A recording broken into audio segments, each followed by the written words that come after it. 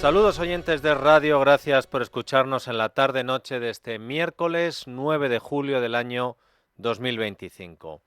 Leía hoy un titular esta mañana del Confidencial que decía así: Moncloa quiere aumentar el personal sanitario que cuida la salud de Sánchez, pide más de 29 efectivos entre médicos, enfermeros y conductores de UCI móviles.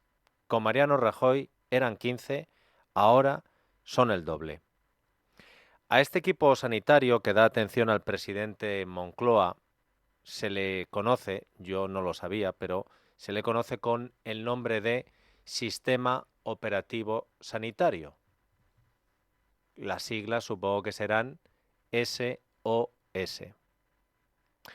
Pero Pedro Sánchez no solo tiene al equipo SOS en la Moncloa, también hay un dispositivo que cuida de nuestro al presidente del gobierno en el Congreso de los Diputados. Y ahí no son 29, son bastantes más. En concreto, todos los diputados del PSOE, los de Sumar, los de Esquerra, los del PNV, los de Bildu, los de Junts, todos esos sanitarios políticos que saben que deben cuidar de la salud de nuestro presidente Sánchez, la salud política, porque la supervivencia de Sánchez es también la suya. Y por eso hoy han dado todos la talla, porque hoy el presidente del gobierno tenía un día muy delicado por delante, ya que se supone que a Sánchez le tocaba dar explicaciones en el Congreso de los Diputados sobre los múltiples escándalos que afectan al núcleo duro de su gobierno, al núcleo duro de su partido y a su núcleo familiar.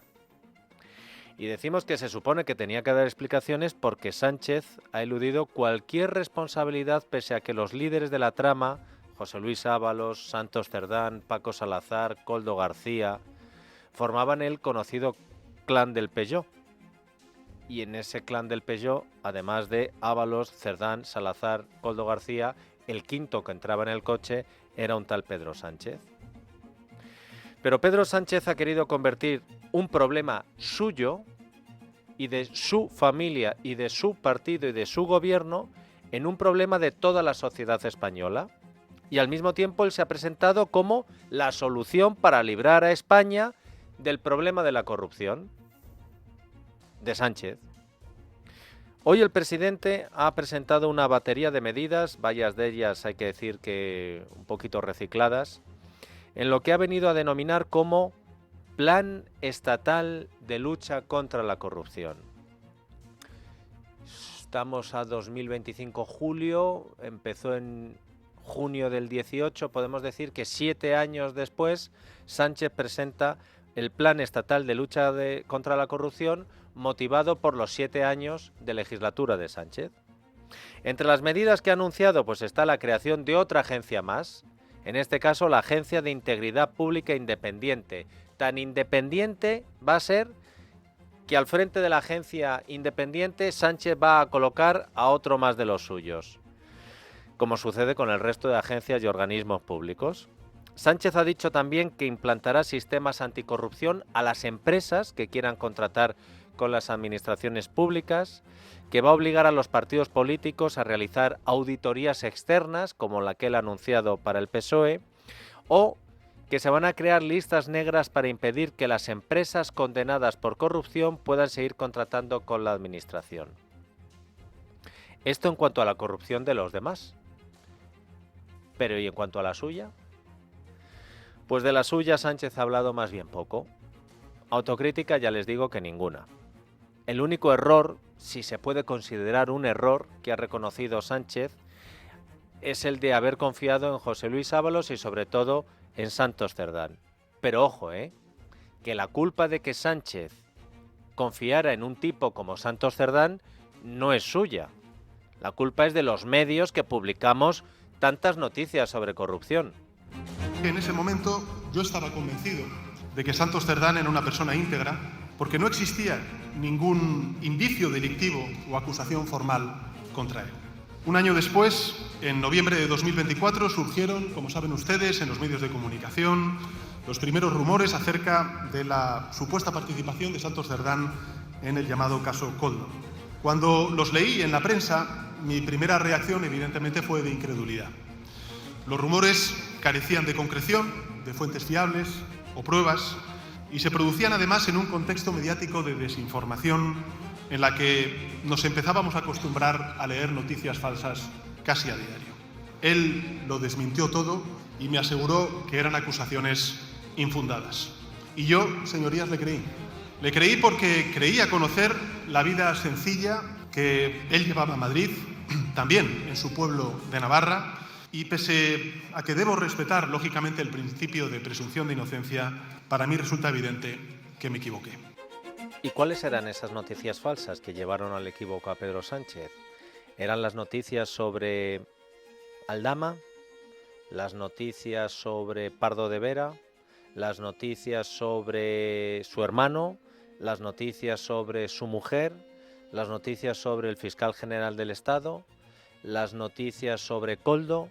¿Las noticias sobre Ábalos? ¿Cuáles eran las noticias falsas que llevaron al equívoco a Pedro Sánchez para no fiarse de las noticias sobre Santos Cerdán? Porque todos los citados anteriormente están imputados. Parece ser que los tribunales creen que las noticias, lejos de ser falsas, eran ciertas, de momento. Bueno, y esto que han escuchado es lo más cercano que podemos estar a la autocrítica del presidente del gobierno.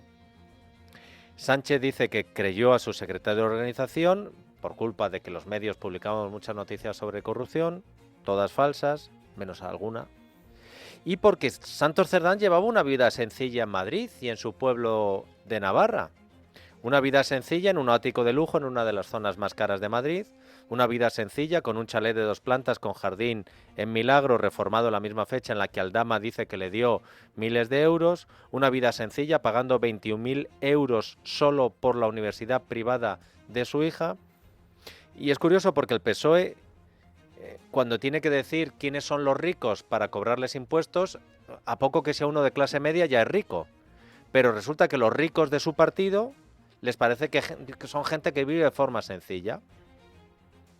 Normalmente, las intervenciones iniciales de Sánchez en plenos monográficos en el Congreso de los Diputados suelen durar mínimo hora y media, 2 horas. Pues hoy el presidente solo ha estado 40 minutos hablando en el pleno monográfico de la corrupción. Y además tampoco con mucha gana. Y no es que lo digamos nosotros, los de las noticias falsas.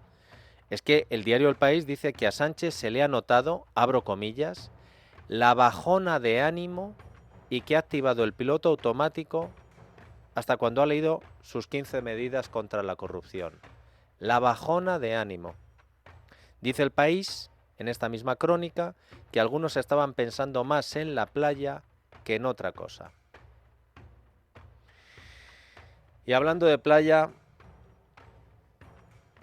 la toalla. Quienes llevan 7 años pidiendo elecciones y, por supuesto, mi dimisión desde la moción de censura del año 2018 se han apresurado a eso, a exigir de nuevo elecciones anticipadas y mi dimisión. Y he de decirles, señorías, que francamente yo mismo he considerado esas opciones. En los primeros momentos de esta crisis me pareció hasta incluso la solución más sencilla, para mí y para mi familia. Pero después de reflexionar y de escuchar a mucha gente, comprendí que tirar la toalla no es nunca una opción.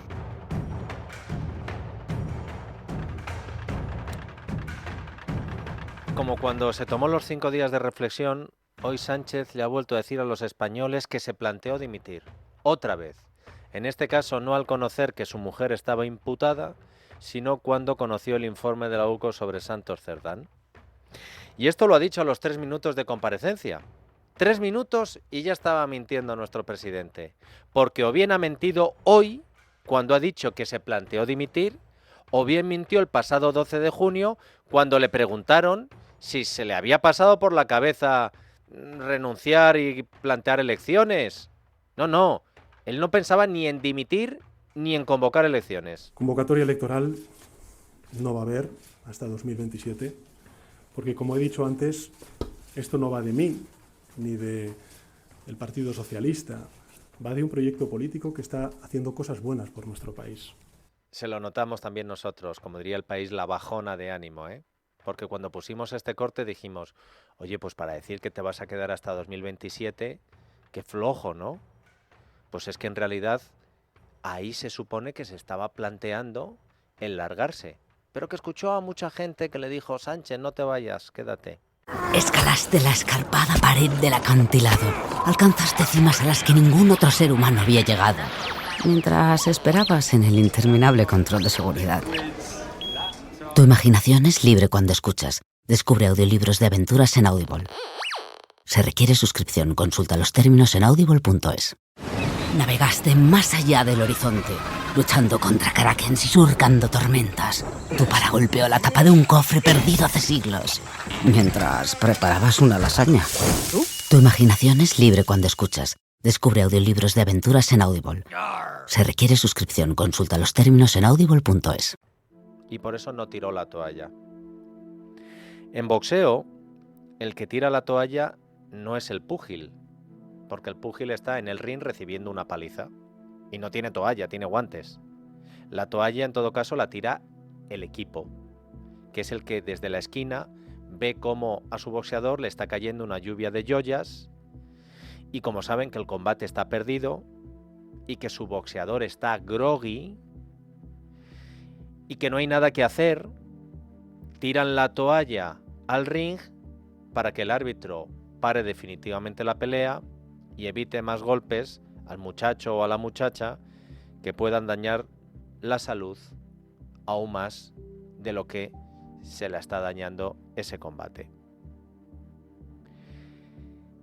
Pero volviendo al equipo SOS, al equipo sanitario de Sánchez, en el Parlamento, ese equipo SOS, la salud política del presidente les importa un pito.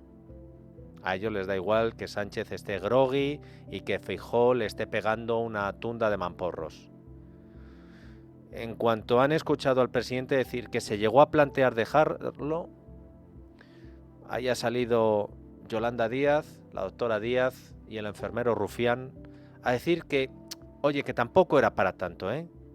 Y a tratar de aplicarle vaselina en el rostro a Sánchez mientras Feijóo no paraba de golpearle. No hay maquillaje que tape que usted es un político destruido. Montando numeritos de cordero degollado. Usted está como está porque ha resultado ser un fraude. No vino a limpiar nada, sino a ensuciarlo todo. Todos estos años han operado como una organización criminal.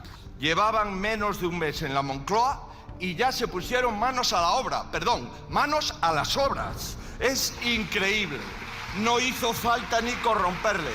Venían ustedes corrompidos. Y la pregunta es, ¿cómo pudo pasarle esto a usted? Lo controla todo y lo más importante se le escapa. Pobre hombre, señor Sánchez, ¿no? ¡Qué mala suerte ha tenido usted! El que eligió el número 2 que está en prisión es usted. El que escogió para el ministerio con mayor presupuesto al otro número 2 imputado es usted. El que aceptó el coldogobierno es usted. El que nombró fiscal general del Estado imputado es usted. El marido es usted. El hermano del hermano es usted. El que mantuvo a su lado y tapó 7 años a un supuesto acosador de mujeres es usted. ¿Cómo va a sacarnos usted de esta pesadilla si usted nos metió en ella? Lo mejor para usted es confesar todo lo que sabe, ayudar a devolver el botín y convocar elecciones. No es que sea la única salida decente, que también, es que ya no tiene otra. A 2 que han nombrado. ¿Cómo que han nombrado? Si les ha nombrado usted. A 2 imputados. Pero si usted tiene a su familia imputada. Pero ¿cómo es posible que venga aquí a hablar de su partido cuando tiene a su familia imputada? ¿Pero esto qué es? ¿Va a hacer los cursillos en su casa contra la corrupción, señor Sánchez? ¿Usted va a ser el profesor en su casa? Otra de las mentiras del señor Sánchez. Actuamos de forma inmediata. Hay que tener cara para insistir en ello. Tardó 16 meses en expulsar al señor Ábalos del Partido Socialista, aún sabiendo que contrató con dinero público a prostitutas. Usted lo sabía. cuando entronizó al señor Cerdán, dijo que era un buen socialista y ya había indicios contra él, usted lo sabía. Le avisaron de los comportamientos del señor Salazar hace 7 años. Lo tuvo en Moncloa con usted durante 7 años, usted lo sabía y usted se cayó. Máxima colaboración con la justicia. ¿En serio? ¿Usted máxima colaboración con la justicia? Usted que cuando conoció la investigación le dio el chivatazo a Ábalos. ¿Es usted el jefe de la Policía Patriótica? Usted que lleva años permitiendo, cuando no liderando, señalamientos a los jueces, insultos a los periodistas, bulos contra la Guardia Civil. ¿En serio va presumiendo de esto? Mire, ¿sabe cuál es la principal medida que usted tomó en esta materia? Se llama Ley de 10.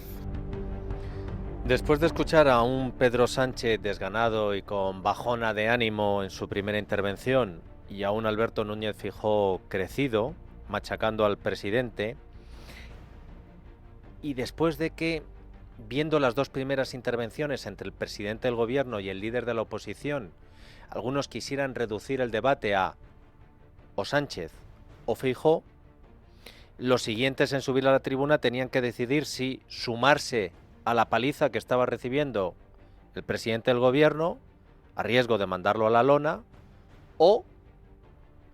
Bueno, pues había también otra estrategia intermedia, que era comparar o igualar la corrupción de Sánchez con la del Partido Popular. Queremos que se juzgue la corrupción de la mafia del Peugeot y también la corrupción de Kitchen, y nos tememos que sean ustedes capaces de amnistiarse unos a otros ahora que tienen un tribunal constitucional pactado.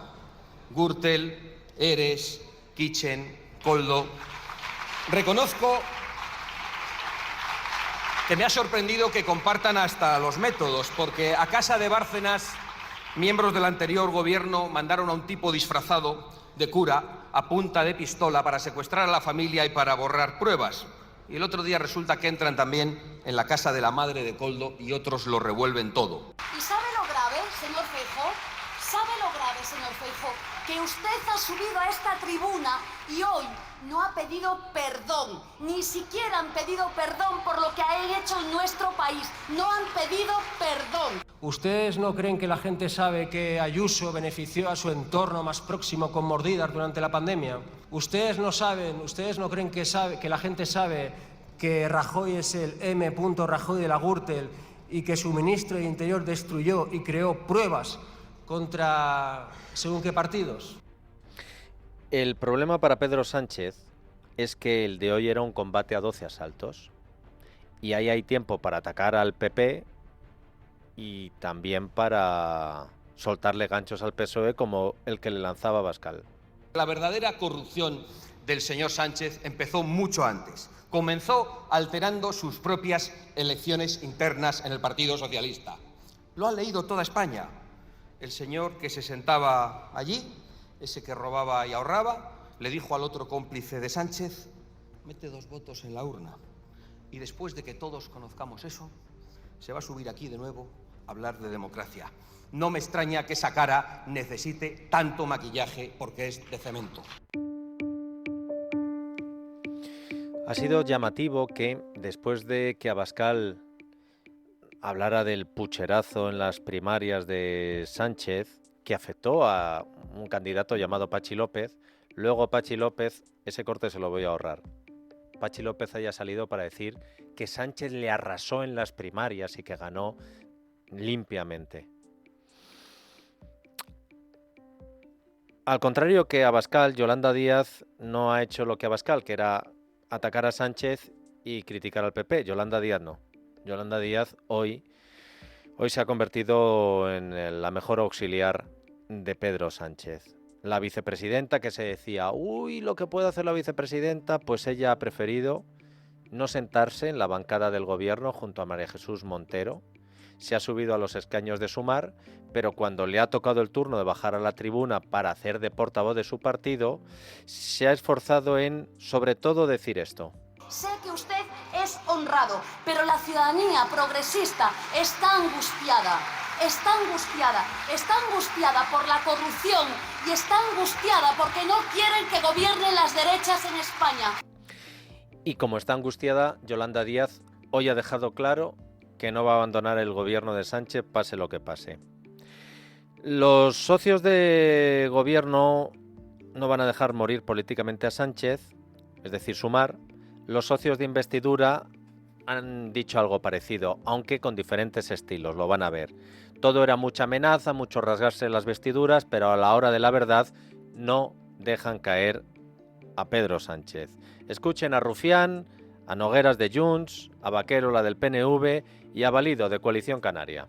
Si estos se quedan 3 listos, que se repartieron 4 mordidas, usted se tiene que quedar, porque a un gobierno no se le puede tumbar con lo que tenemos sobre la mesa.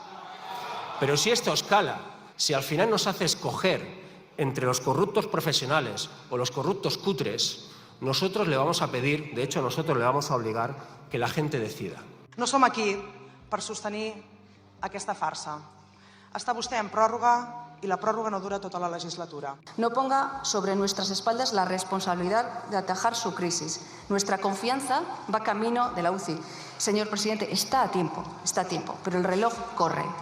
Decida. Una cuestión de confianza y si no es posible gobernar, convoquemos elecciones. Cada uno a su manera, todos le siguen dando oxígeno al enfermo porque no quiere que se muera para poder seguir quedándose con su pensión. Lo que dure hay que aprovecharlo para explotarlo, dijo Rufián de Pedro Sánchez. Y por lo visto quieren que dure un poquito más. Los de Podemos, sin embargo, ya están a otra cosa. Ellos saben que el paripé de Yolanda Díaz les beneficia, no sé si para tener 6 diputados en vez de 5, o yo que sé, incluso 7 u 8. Pero han ido a dar a Sánchez donde más le duele. O casi, porque luego llegaría otro que les ha dejado en la cuneta. Pero antes de que volviera a tomar la palabra Feijóo, Yone Belarra decía esto. Escuchando los audios, la verdad es que yo he entendido mucho mejor a qué se refería usted cuando decía que sus amigos de 40 y 50 años se habían sentido incómodos con algunos discursos y políticas feministas de Irene Montero. Normal, presidente, es que sus amigos eran unos puteros.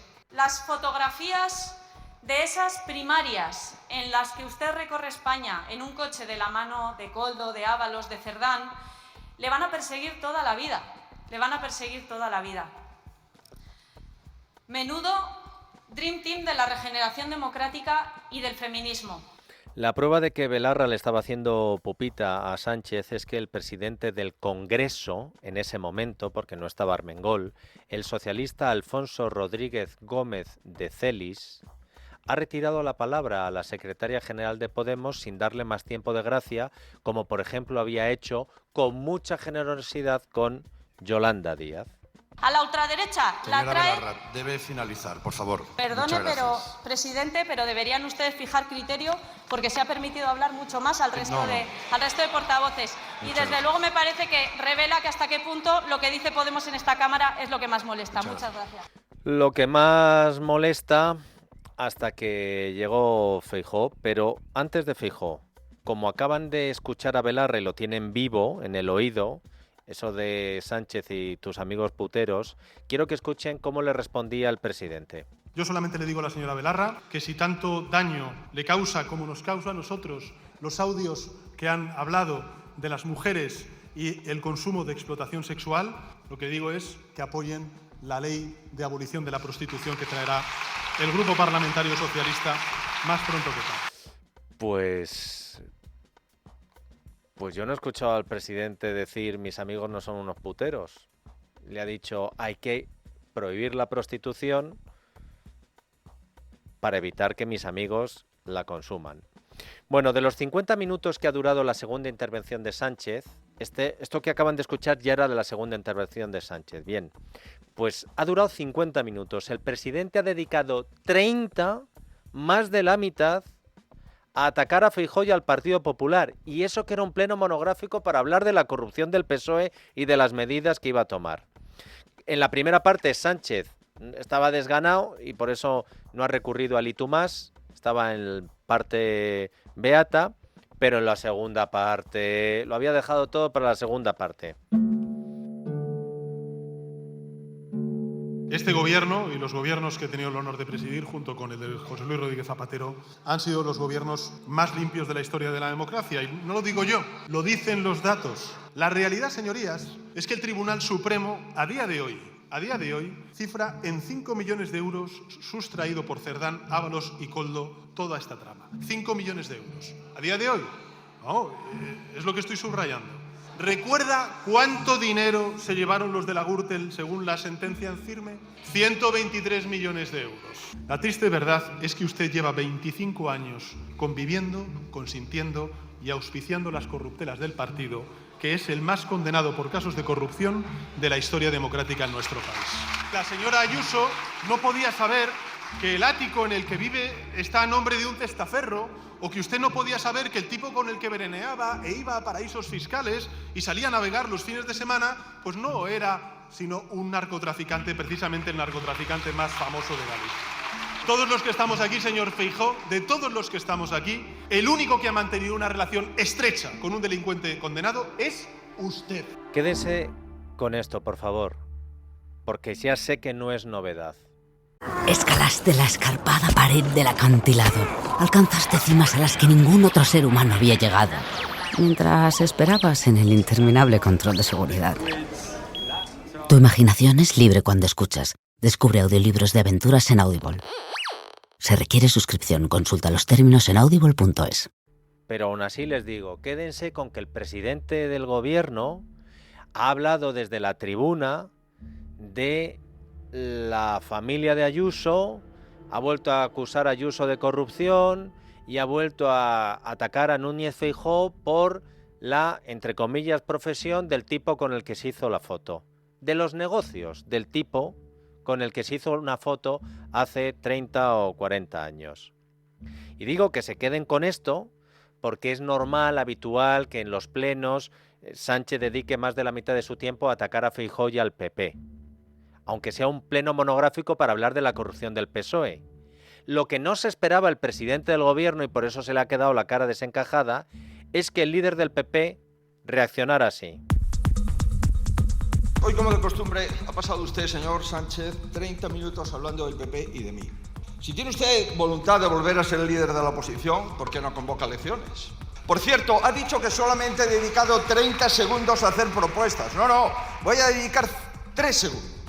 Propuesta. Sea usted decente, váyase, dimita, convoque elecciones y deje hablar a los españoles. ¿Le parece poca propuesta? Ya están las propuestas. 3 investigados. Dice el señor Sánchez que está aquí por 3... ¿Cómo que por 3 investigados? 600 millones de euros la secretaria de Estado de Infraestructuras y el director general de Carreteras. Y su mujer. Y su hermano. ¿Cómo que usted está aquí por 3 investigados? Usted está investigado por su partido, por su gobierno y por su familia, señor Sánchez. ¿Pero esto qué es? Y además ha tenido usted el cuajo de compararse conmigo. Oiga, ¿pero con quién está viviendo usted? ¿Pero de qué prostíbulos ha vivido usted? Partícipe a título lucrativo del abominable negocio de la prostitución. Y ahora quiere usted ilegalizar su biografía. Allá usted, señoría. Allá usted. No se compare conmigo. Les puedo decir que yo no tengo ningún miedo a las elecciones, faltaría más. No tengo ningún miedo a las elecciones. Ninguno. Pero las elecciones, señorías, se tienen que convocar. ¿Cuánto toca? Las legislaturas son de 4 años, señorías. Sería silencio. Y tienen que estar, pues, 2 años más en la oposición y a ver si luego, en fin, ya diciendo que van a ganar las elecciones y luego les pasa lo que les pasa. Me voy con la tranquilidad de que usted no va a convocar elecciones porque no quiere ganarlas. Muchas gracias, señor Sánchez. Mire, la medida estrella es campañas de concienciación. Como si fuesen los españoles los que no somos tolerantes con la corrupción. ¿Y quién las va a dar? ¿Las va a dar en Ferraz? ¿Las va a dar en Moncloa? ¿O igual conoce a una catedrática que puede impartirlas? Oiga, pero esto es muy jeta, ¿no? Mire, su hemeroteca es trágica. Ábalos impulsó en 2018 la creación de la Oficina Anticorrupción del PSOE. Ábalos fue el diputado que defendió la presentación de la moción de censura. Santos Cerdán preside la ponencia parlamentaria contra la corrupción y Tito Berni es el ponente de la ley contra el fraude. Esta es su hemeroteca, señor Sánchez. Esta es su hemeroteca, hombre. Y después habla usted de mejorar los fondos Next Generation. Hombre, está muy bien. Si se refiere usted a las cartas que metía su mujer para los adjudicatarios de los fondos Next Generation, es una medida anticorrupción contundente. Después de la tunda que le ha dado el líder de la oposición en ese segundo turno de réplica, el presidente, si había llegado en shock, como dicen las crónicas, con lo de Cerdán al Congreso, imagínense cómo ha salido. ¿De qué prostíbulos se ha beneficiado usted? Ya está bien de compararse conmigo. Y le ha sacado toda la corrupción Feijóo de su familia, de su partido, de su gobierno. Y les he dicho que guardaran en la memoria que Sánchez, en los 30 minutos de 50 que ha dedicado a atacar al PP, había llamado corrupta a Ayuso, había dicho que Feijóo es el que se fotografía con delincuentes, y les he dicho que retuvieran eso en la memoria, porque después de la mano de joyas que le ha metido Feijóo, recordándole su biografía personal y política a Sánchez, el presidente ha subido a la tribuna en el tercer y definitivo turno y se ha hecho la víctima. Desde luego no voy a entrar en ningún tipo de descalificación. Creo que además aquellos que entran en la descalificación personal lo que hacen es evidenciar que no tienen argumentos políticos para atacar desde el punto de vista dialéctico en este caso al adversario. Bueno, Sánchez no ha tenido que dar turno de réplica a Abascal porque ha dicho que como Abascal se ha marchado cuando él estaba hablando y como Abascal ha renunciado, porque Abascal lo ha dicho, renuncio a dar una réplica al presidente porque me molesta hasta físicamente verle subirle a la tribuna de oradores, pues no ha habido ese rifirrafe con Abascal en segundo turno. El presidente del gobierno decía con unas palabras lo que casi le podríamos aplicar a él mismo, y es que hay veces que escuchándole a nosotros se nos agotan los calificativos, así que mejor los ponga él. ¡Es impresionante! Es que el descaro es total. Pero qué despropósito, señor, qué descaro, silencio, qué desvergüenza. Pues eso. Y esto es lo que ocurría por la mañana. Pero es que por la tarde ha continuado la actividad, porque Sánchez pretendía hacer una macedonia de temas hoy y mezclar lo de Santos Cerdán con la OTAN, lo de Salazar con la cumbre de la ONU, lo de su mujer con el conflicto en Gaza. Pero hasta sus socios le dijeron, oye, que estamos haciendo el ridículo con nuestros militantes. Vamos a hacer un pleno por la mañana sobre corrupción en el que nosotros vamos a hacer como que te pedimos y tú haces como que nos concedes, y luego por la tarde hablamos de cuestiones internacionales. Las hostilidades han vuelto otra vez entre Sánchez y Feijóo, por ejemplo, a cuenta del famoso 5% del gasto en defensa. En la OTAN no se firma ningún documento. No se firma ningún documento. No. A ver si se entera. A ver si se entera, señor Feijóo. No se firma. No se firma. Y en todo caso, señoría, se ha dejado algo claro en el gobierno de España, y ahí están las palabras, no solamente del secretario general de la OTAN, sino también del presidente de Estados Unidos, es que España dijo que no al 5% en el gasto en defensa en relación con su Producto Interior Bruto. Ha dicho ustedes que no han aprobado el 5%. Ah, lo ha dicho, sí.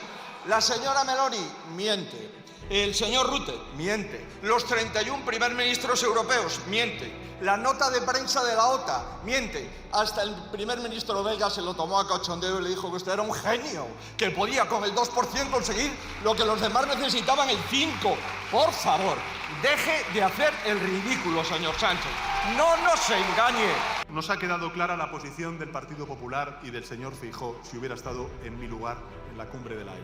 Habría firmado el 5%, como habría firmado el 7%, lo que le hubieran puesto encima de la mesa. Pues yo le pregunto, y creo que además es una duda legítima que tendrá usted que responder ante la ciudadanía, es de dónde va a sacar los 350.000 millones de euros adicionales que habría que gastar en defensa precisamente de aquí al año 2035. ¿De dónde? ¿Va a bajar o va a subir los impuestos? ¿Va a recortar el gasto público? ¿Va a gastar o va a recortar el gasto social? Dicen que no han recortado el gasto social, pero han metido usted 13.000 millones de más gasto de defensa. Unos fenómenos. No, entiendo, estoy de acuerdo con el primer ministro belga. Es usted un fenómeno. Déjeme ver las modificaciones presupuestarias que han desaparecido fondos. Mire. Sí, señora Montero. 450 millones han desaparecido para programas de recualificación laboral. 200 millones destinados a innovación y a internacionalización del FP. 140 para la creación de nuevas plazas de educación infantil. ¿Esto qué es, señoría? ¿Esto qué es? Esto es una reducción. Y Sánchez y Feijóo también se han enzarzado en cuanto a la ayuda al desarrollo y la posición sobre Gaza, porque el presidente del gobierno ha dicho que él se ha leído este fin de semana la ponencia del PP que el PP llevó al Congreso del Partido Popular el pasado fin de semana. Niega que se esté produciendo un genocidio, todavía no ha dicho absolutamente nada sobre ello. Se pone de perfil en cuanto al reconocimiento del Estado de Palestina. Se abstiene en votaciones parlamentarias en las que se pide el fin de la intervención de Israel en Gaza. Hoy, un año después, usted está más solo que nunca en su defensa del primer ministro Netanyahu y de la barbarie. Usted está solo en el rincón de la infamia, señor Feijóo.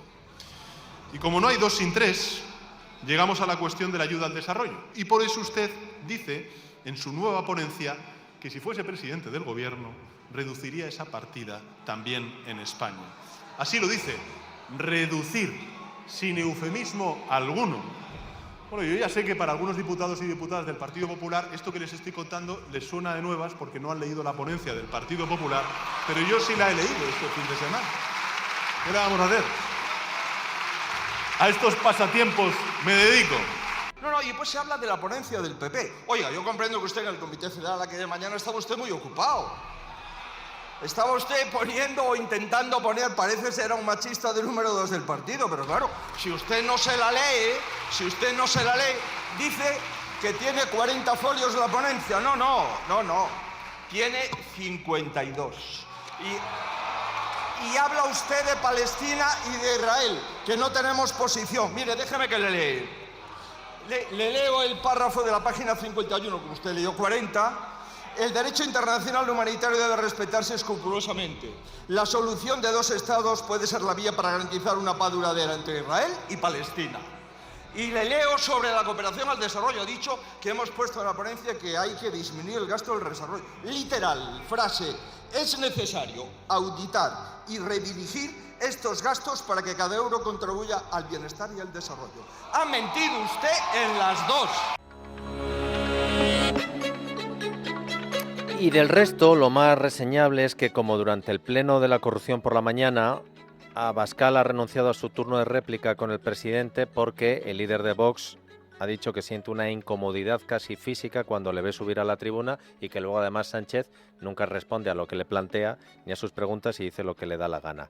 Y el presidente, al igual que por la mañana, ha despreciado a Abascal negándose a contestar lo que le había dicho en su primer turno. Por eso lo más destacable es el rifirrafe que Abascal ha tenido no con Sánchez, sino con el árbitro, con la presidenta del Congreso, Francina Armengol.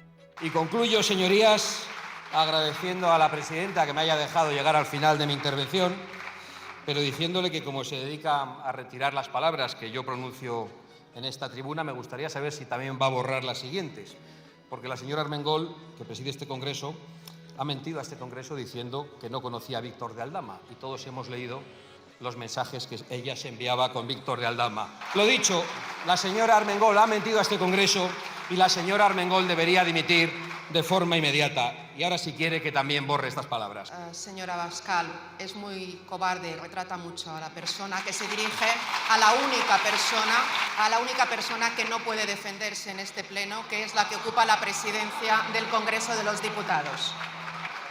Pero como yo siempre guardo la institucionalidad, pasaremos a la siguiente intervención.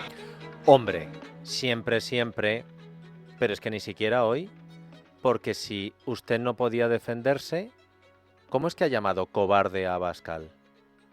Eso no lo puede hacer el árbitro de un partido, ni un juez en un juicio, ni la presidenta del Congreso, por mucho que el diputado que está hablando le haga algún tipo de mención o réplica. Pues así ha terminado la jornada de hoy en el Congreso de los Diputados. Era un día importante, decían día fundamental, este 9 de julio.